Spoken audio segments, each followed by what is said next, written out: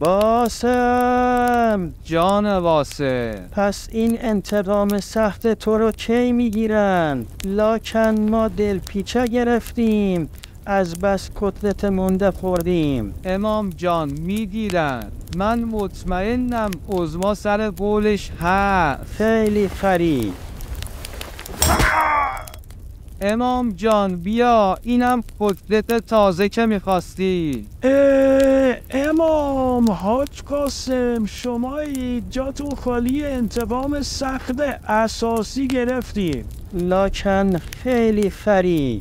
اگر انتقام سخت گرفتید پس اینجا چه غلطی میکنید؟ والا امام ما رفته بودیم تو کنسولگری دمشق، من بودم، اسمال ترشک، اسقر پشمک، آره و اینا خیلی بودیم.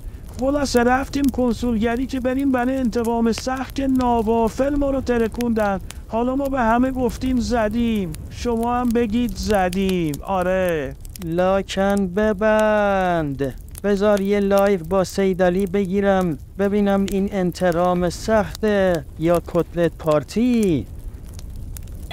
اوه سیدعلی، این زبان بسته ها رو فرستادی دمشق چه غلطی بکنن؟ امام تونی، خب کجا بفرستمشون؟ کانادا؟ فرستادمشون دفاع از حرم. ای گرد برم. امام این همون نونیه که شما تو سفره ما گذاشتید.